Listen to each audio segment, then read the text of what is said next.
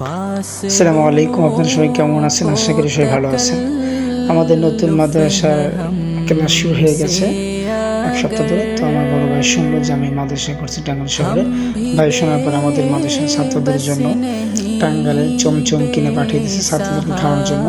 ইতিমধ্যে কিন্তু আমি আমাদের ছাত্রদেরকে মিষ্টি দিচ্ছি। দেখেন আমার অফিস রুমে আমার সকল ছাত্ররা এখানে বসে আছে, এমনকি আমার পাশে আমাদের হুজুর আছে, সবাইকে আমি মিষ্টি দিচ্ছি।